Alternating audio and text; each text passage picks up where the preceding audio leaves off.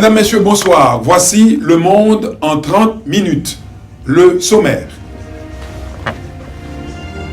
Vol de données chez Desjardins. 2 projets de loi adoptés à Québec après un marathon de 48 heures. Le fantôme de Jamal Khashoggi revient hanter l'Arabie Saoudite. L'Iran abat un drone espion américain non loin du détroit d'Ormuz. Et puis en Haïti, Éric Jean-Baptiste fait une fracassante déclaration. Restez là. Dans quelques instants, nous vous apporterons les détails de ce titre. THM, la télévision haïtienne de Montréal, est fière de vous présenter une fois de plus la Carifiesta. Soyez fidèlement branchés sur THM pour regarder en direct le plus beau défilé coloré de Montréal, la Carifiesta. Chars allégoriques, costumes éclectiques, au son de la bonne musique. Pour toute information, écrivez-nous sur info@thmtl.com. Bien géré tous les samedis, 19h,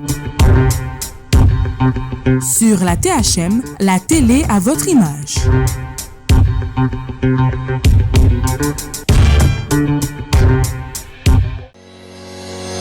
Mesdames, Messieurs, voici Télescopie, une émission dédiée à l'invité pour explorer son parcours, revisiter son cheminement, aiguiser notre curiosité. Télescopie, une rencontre à cœur ouvert en 2 parties pour mieux découvrir et apprendre à connaître davantage un artiste, un professionnel, un homme ou une femme d'affaires. Télescopie, une observation en temps réel de l'invité.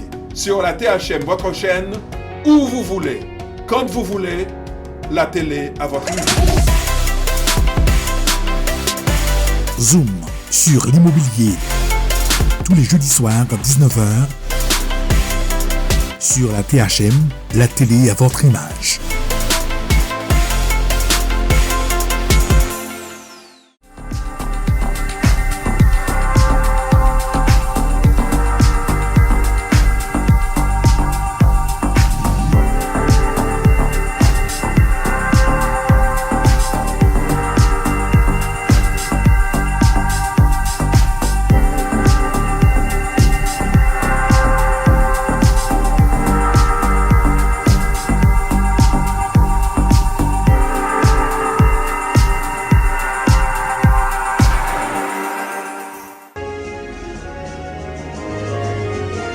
Toujours un plaisir, mesdames, messieurs, avant le développement de ce titre, de recevoir notre collaboratrice Linda Chéry. Bonsoir Linda. Bonsoir Pierre-Michel. Comment vas-tu? Très, très bien. L'actualité, Linda, un employé de Desjardins a dérobé les données de 2,9 millions de clients. C'est grave. Très, très grave. Ça ne va pas très bien pour Desjardins.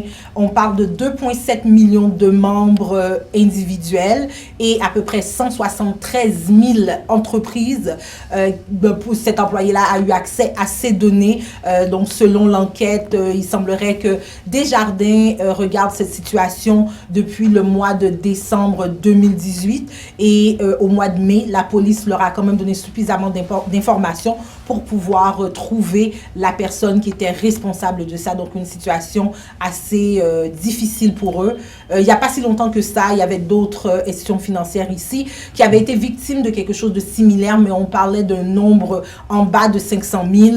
Donc, c'est rien de comparable à ce que Desjardins est en train de vivre aujourd'hui. Oui, c'est énorme, d'autant plus que malgré les garanties qui ont été données par Desjardins, il semblerait que des informations sensibles, heureusement, n'auraient pas été atteints, ainsi que les mots de passe secrets, en fait.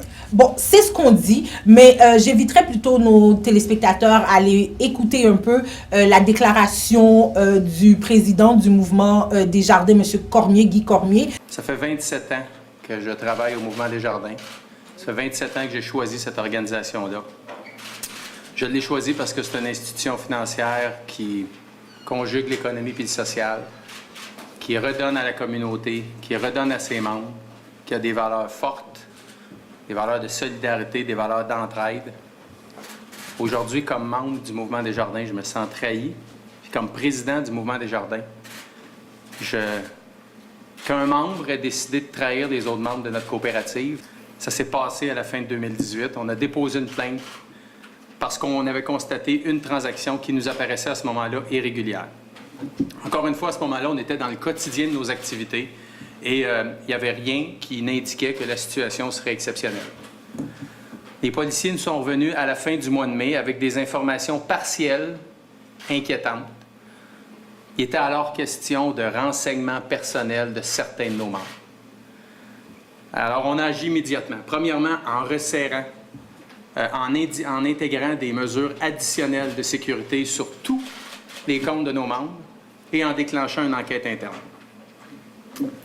À ce moment-là, on a rapidement constaté qu'un employé du Mouvement Desjardins a agi de façon illégale en trahissant la confiance de Desjardins.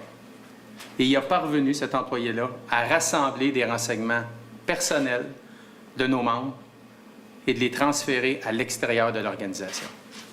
Cet employé a rapidement été congédié et le stratagème qu'il a mis au point a été démantelé. Et je peux vous assurer que ce stratagème-là ne pourra plus jamais être mis en vigueur chez Desjardins. C'est à la fin de la semaine dernière que l'on a obtenu des informations additionnelles de la police de Laval. Premièrement, ça nous a permis de déterminer le nombre de membres touchés. Deuxièmement, ça nous a permis d'identifier qui étaient ces membres-là. Puis troisièmement, de savoir plus clairement quelle était l'information transmise. L'élément sur lequel je vais être extrêmement clair devant vous tous aujourd'hui, là, les mots de passe sur accéder sur nos plateformes numériques n'ont pas été compromises. Les numéros d'identification personnels n'ont pas été compromis. Et les questions de sécurité que les gens ont à utiliser sur les plateformes n'ont pas été compromis non plus. Donc, ces trois informations-là, les mots de passe, le NIP et les questions de sécurité, n'ont pas été transmises à l'extérieur de notre organisation. Dans l'actualité, mesdames, messieurs, le géant de la vente au détail Walmart, qui a connu une explosion dans les années 2000, dans la fulgurance de son développement, s'est vu imposer une amende de 282 millions de dollars.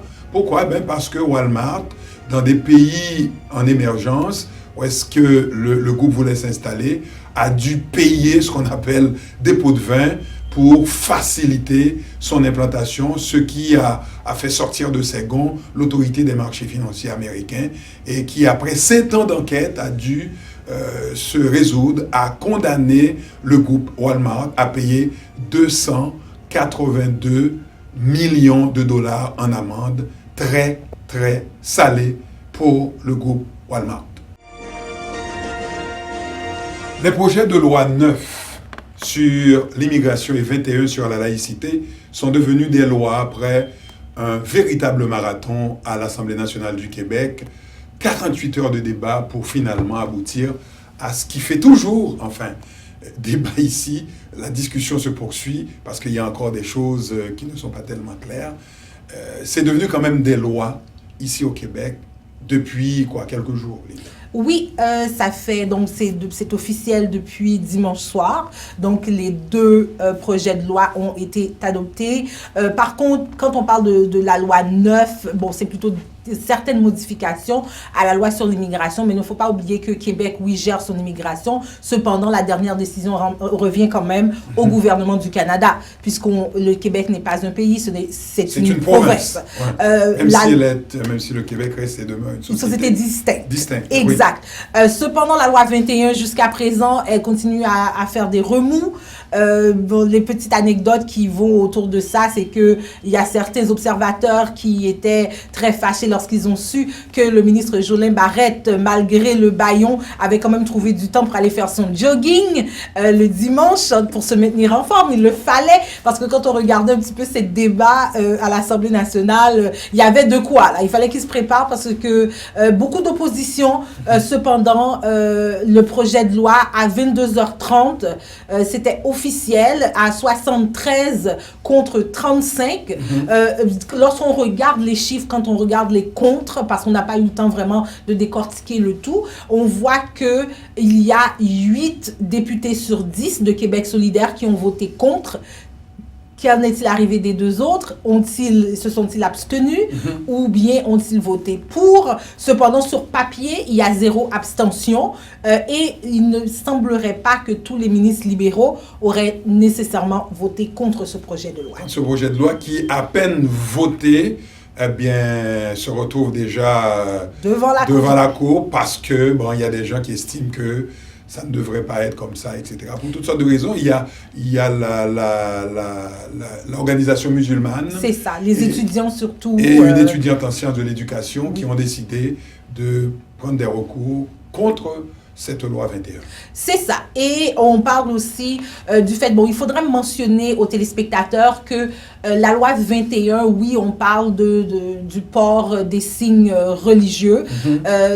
Cependant, les employés actuels conservent leurs droits.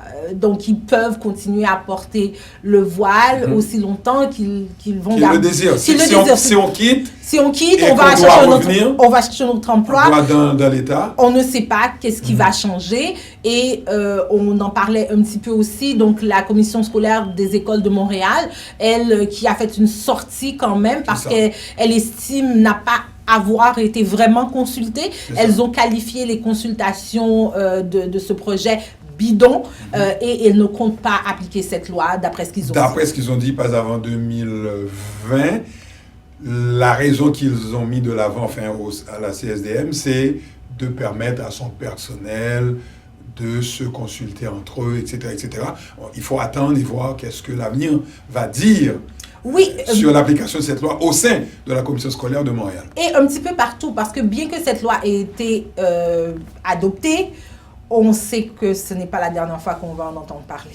Ce ne sera pas, et on va avoir, nous, nos yeux et nos caméras allumés, ouverts sur cette question, et j'imagine que le débat va continuer malgré le fait que le projet de loi est devenu une loi depuis quelques jours. Dans l'actualité, les maires de la communauté métropolitaine, je ne sais pas si tu le savais, Linda, on a payé, nous, ici à Montréal, une taxe sur l'immatriculation pour les véhicules de promenade. Et ça fait quoi, une dizaine d'années, 7 ans, entre 7 et 10 ans, depuis que c'est en vigueur cette taxe. Maintenant, les 82 municipalités qui forment le conseil métropolitain décident d'élargir cette taxe à la grandeur de la communauté métropolitaine. Oui, en fait, je viens à peine de remarquer lorsque j'ai vu que notre immatriculation nous coûtait beaucoup moins cher. Oui. C'est que que vous soyez sur la rive nord ou sur la rive sud. Exact. Ça fait 2 ans que je ne suis plus montréalaise officiellement. Donc, j'ai remarqué ça un peu et c'est maintenant que je commence à comprendre que oui, il y avait une taxe supplémentaire sur les automobilistes de Montréal. Pour les véhicules de promenade, oui. Et ça, ils ont mis de l'avant l'argument suivant, c'est pour financer le transport en commun. C'est ce qu'on a, enfin, toujours dit. Oui, c'est ce qu'ils ont dit et malheureusement, je dois leur donner raison parce que bien qu'en étant résidente de la Rive-Sud, on utilise beaucoup les transports en commun de Montréal.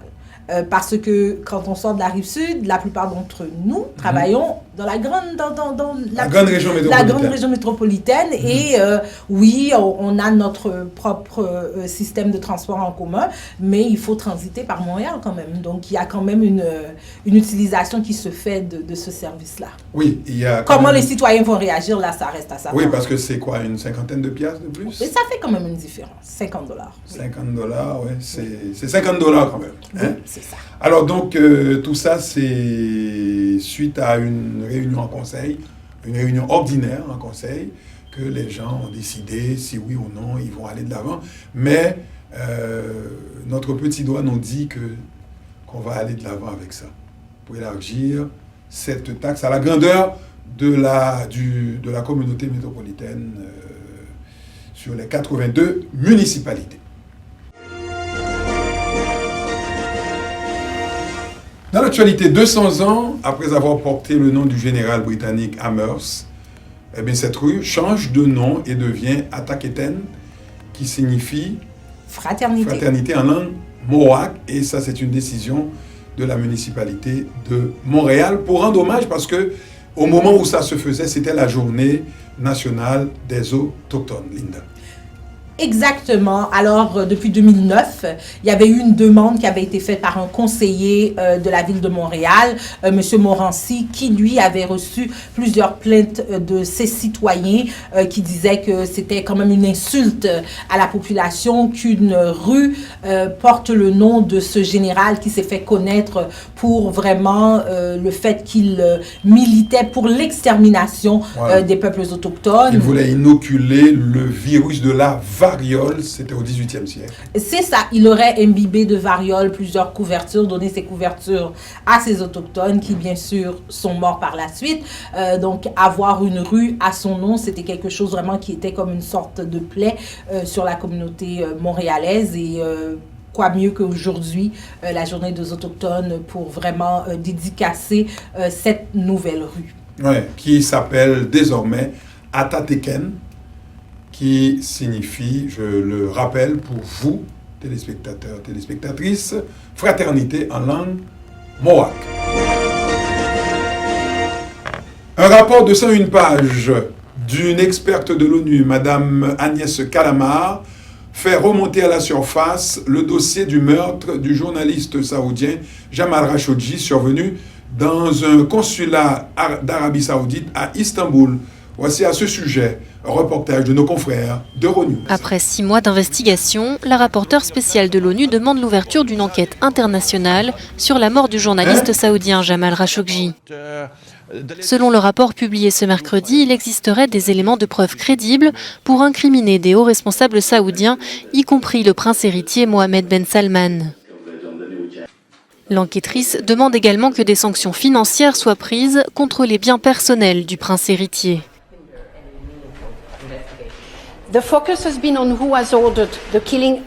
Nous nous sommes focalisés sur les commanditaires du meurtre et je n'ai aucune preuve concernant ces commanditaires. Ce que j'ai en revanche, ce sont des éléments suggérant que des officiels haut placés pourraient être impliqués.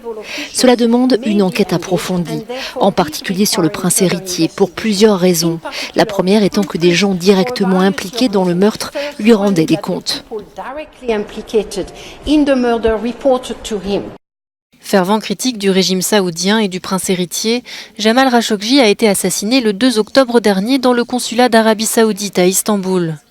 Rapidement pointé du doigt, Riyad a tout d'abord nié le meurtre, avant de déclarer que le journaliste avait été tué lors d'une opération non autorisée par le pouvoir. Le ministre saoudien des Affaires étrangères a réagi au rapport de l'ONU, estimant qu'il comporte des allégations contradictoires et infondées. L'actualité, chers amis téléspectateurs, nous amène chez nos voisins états-uniens, où encore une fois, la police de ce pays, en tout cas dans l'État de l'Arizona, Phoenix, pour être plus précis, se retrouve dans la tourmente, Linda. Exactement, on se demande pourquoi ces choses arrivent encore lorsqu'on sait que presque tout le monde est toujours armé de cellulaire avec une caméra. Donc alors les images sont sorties récemment, mais c'est un incident qui a eu lieu il y a plus d'1 mois. La police aurait poursuivi une famille de 3 enfants. Bon, je dis 3, c'est 2 et demi. La maman enceinte, un enfant de 4 ans et un enfant d'1 an et le père. Il semblerait que la petite fille de 4 ans aurait volé une poupée de 99 cents dans un magasin $. Mais tout ça, ce n'est pas vraiment l'acte lui-même qu'on met en cause. Ce n'est pas qu'on dise que les gens soient coupables ou non coupables, mais c'est plutôt la force excessive qui aurait été utilisée pendant cette arrestation. Ils se sont fait accoster devant chez eux, devant leur résidence, et on parle de Phoenix, Arizona, où des fois il fait extrêmement chaud. Oui. Il fait mais pas loin du désert. Là. Oui, pas loin du désert, où on vous dit de ne pas mettre vos animaux domestiques sur l'asphalte, mais la police aurait demandé à cette mère de déposer le bébé par terre, un bébé qui ne marchait pas, et on demandait au père de lève tes mains. Bon, en tout cas, c'est une vidéo qui est assez... Et qui est devenue virale. Une vidéo qui c'est très inconfortable, parce que l'idée, c'est que même les gens qui auraient pu être du côté de la police sont tout à fait d'accord. Trop de zèle. La force excessive. Donc, est-ce que vraiment le vol d'une poupée... De 99 cents dans un Dollarama, pourrait justifier autant de... Et maintenant, on parle d'une poursuite de 10 millions contre la ville et cet avocat est payé par le chanteur Jay-Z qui voulait vraiment apporter son aide à la famille. Donc, il y a vraiment des supports un petit peu partout. Et vraiment, le problème fondamental, ce n'est pas qu'il faut reprocher la police de Phoenix ou la police de New York. C'est le système américain lui-même qui... on se demande, est-ce que parce que la poupée était blanche et la famille était noire? Donc, c'est la question que tout le monde se pose. Et puis, qu'est-ce qu'il va falloir qu'il se passe dans ce pays pour qu'on comprenne que ça doit changer, cette façon de faire? C'est la grande interrogation parce qu'on n'est pas à la veille de voir ces choses-là se terminer parce que c'est de faits divers en faits divers, mais des fois, ça défraie la chronique parce que les gens, ils exagèrent. Oui, mais sauf qu'il y a quelque chose qui a changé en ce moment. On peut dire que les médias sociaux, la facilité d'avoir accès à l'information a changé beaucoup de choses. Oui, le monopole qu'avaient certaines grandes chaînes, ce monopole-là a disparu. Parce que la vidéo, c'est pas une vidéo qui a été prise par une caméra des officiers, ni une caméra qu'on appelle les dashcam. C'était un des résidents qui a vu qu'est-ce qui se passait et a dit « Oh non, il va falloir que je filme tout ça » et l'a rendu public. Et on entend même des gens tout autour qui se disent « Mais mon Dieu, arrêtez, c'est une femme enceinte. » Donc on voit vraiment que même la population elle-même, elle commence à en avoir assez. Commence à en avoir assez, surtout aux États-Unis. Lorsqu'on parle de femmes enceintes, ça devrait être quelque chose de sacré puisque on dit que le fœtus est un être vivant. Hein? C'est vraiment, c'est un petit peu ça. C'est le monde à l'envers. C'est l'ironie dans tout ça.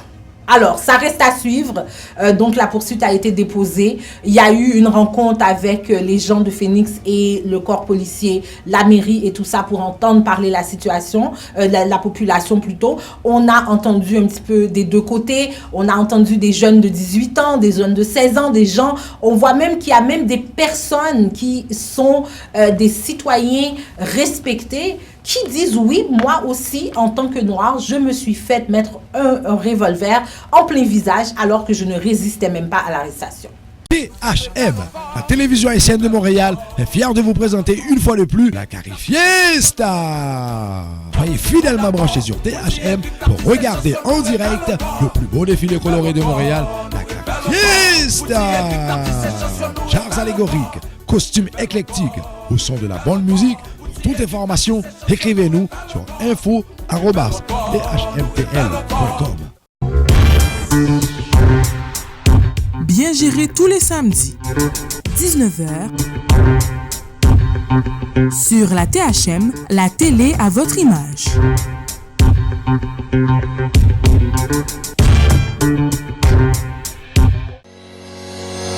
Mesdames, Messieurs, voici Télescopie, une émission dédiée à l'invité pour explorer son parcours, revisiter son cheminement, aiguiser notre curiosité. Télescopie, une rencontre à cœur ouvert en deux parties pour mieux découvrir et apprendre à connaître davantage un artiste, un professionnel, un homme ou une femme d'affaires. Télescopie, une observation en temps réel de l'invité.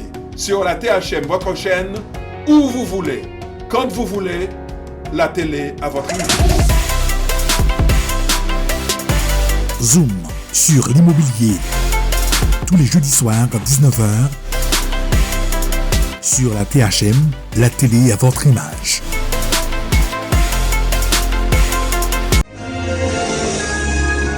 Les gardiens de la révolution iranienne ont abattu un drone espion américain qui a survolé illégalement l'espace aérien iranien. Hossein Salami, qui parlait au nom du corps des gardiens de la révolution, a dit que c'est un message clair à Washington que la souveraineté iranienne était une ligne rouge à ne pas traverser. Explication de nos confrères d'Euronews. L'Iran annonce avoir abattu ce qu'elle qualifie être un drone espion américain. L'appareil du fabricant Northrop Grumman aurait été abattu jeudi matin au-dessus de la province côtière d'Hormozgan, dans le sud de l'Iran, après avoir violé l'espace aérien iranien. Un responsable américain cité par Reuters sous couvert d'anonymat confirme l'information. Cet incident survient dans un contexte de tensions croissantes qui font redouter l'éclatement d'un conflit ouvert entre Washington et Téhéran. Le dollar américain continue de perdre du poids dans la balance des réserves de change mondiales. L'un des alliés historiques des États-Unis, le Royaume-Uni, a décidé de se débarrasser des bons du trésor de ce pays. L'actualité nous amène en Haïti où, lors d'une réunion tenue à l'hôtel Oasis par l'opposition qui veut renverser Jovenel Moïse, réunion à laquelle participait Éric Jean-Baptiste du RDNP, il a révélé les dessous de tout ce qui se trame en Haïti, Linda. Il a mis les barres sur les T. C'est ça. Et selon ses dires, on ne pourrait régler l'affaire de Petro-Caribé. Malheureusement, les gens qui s'attendent à un procès vont attendre longtemps parce que selon ce qu'il a dit, l'opposition se préparerait à amnistier tous les gens impliqués dans ce dossier une fois Jovenel Moïse parti. Parti du pouvoir. C'est ça. Donc ça a soulevé beaucoup de réactions. Tout un tollé, oui, bien sûr, parce qu'on parle quand même des gens qui ont été élus pour défendre l'intérêt de la population. La population, jusqu'à présent, est encore dans les rues, demandant justice pour les fonds Petro-Caribé, demandant le départ et la démission de Jovenel Moïse. On sait qu'en dessous de tout ça, il y a quand même des pillages, etc., parce qu'on sait qu'il y a toujours des éléments gênants qui vont rentrer dans ce type de situation. Les leaders de ce qu'on appelle l'opposition radicale sont sortis pour démentir les déclarations de M. Jean-Baptiste. Et M. Jean-Baptiste dit que oui, en sortant, je crois bien que je pourrais me faire tuer, mais je suis prête à partir, mais je crois que Dieu va me protéger. Ça, ce sont ses mots à lui. Ce sont ses mots à lui parce que les gens ne pensaient pas que lui, il allait ne pas accepter ce qu'il disait, comme quoi le pays allait exploser si jamais ils tiennent le procès contre la dilapidation des fonds de Petro-Caribé. Oui, parce que selon eux, il y aurait trop de têtes, il y a trop de gens impliqués dans ce dossier. Ce n'est pas une question, il n'y a pas qu'un coupable, il n'y a pas que 5 coupables. Donc, il y a un petit peu tout le monde à certains niveaux de la population qui sont impliqués dans ce dossier. Et autre chose qu'il faut rappeler aussi, le sénateur Yuri Latortue, qui a déclaré que M. Jean-Baptiste veut tout simplement défendre le président en place et que jamais ces faits n'ont jamais été discutés dans la réunion en question. La bonne nouvelle du jour, c'est que le printemps frais et maussade qu'on a connu ici a quitté, on ne sait pas par quel aéroport, il était 11h50 ce vendredi et tout de suite après a atterri l'été, Linda, et le sourire sur ton visage montre que tu es ravie de cette nouvelle. Pour le moment, oui. Parce qu'on ne sait pas si l'été qu'on va avoir va s'apparenter au printemps qu'on a eu. Parce que moi, je n'ai pas de problème particulier avec les saisons, je les gère très bien. Écoute, on n'a pas le choix, on vit en Amérique du Nord. Cependant, si c'est comparable au printemps qu'on a eu, un jour on se passe en hiver, le lendemain on est en été. Donc on prend le manteau, on n'arrivait plus à rentrer nos vêtements d'hiver parce qu'on n'était jamais certain de qu'est-ce que la météo allait nous réserver. On ne peut pas avoir une saison mi-figue-mi-risée. C'est ça, on dirait que les saisons, ces temps-ci, ne sont jamais sûres d'elles. Des fois, moi je me rappelle quand j'étais jeune, mon père est né le 10 novembre. Le 10 novembre, il neigeait. Maintenant, on est le 24 décembre, on se demande, mais où est passée la neige? On n'aura pas un Noël blanc. Mais c'est un petit peu la même chose pour... ça nous fait plaisir quand c'est pour les saisons froides, mais ça a aussi une incidence sur les saisons chaudes. Donc, en ce moment, mais on va dire, comme les Américains, so far so good, c'est l'été. Oui, et puis l'équinoxe de l'automne, c'est pour le 23 septembre à 3h50. On aura le temps. Le magazine Le Monde en 30 minutes s'achève, mesdames, messieurs. Voici un rappel des titres que nous avons développés pour vous. Vol de données chez Desjardins. 2 projets de loi votés à l'Assemblée nationale après un marathon de 48 heures. Le fantôme de Jamal Khashoggi revient hanter l'Arabie saoudite. L'Iran abat un drone espion américain qui a volé illégalement sur son territoire. Et puis en Haïti, déclaration fracassante d'Éric Jean-Baptiste du RDNP. Merci infiniment de votre fidélité à l'écoute de votre chaîne, la THM. À la prochaine.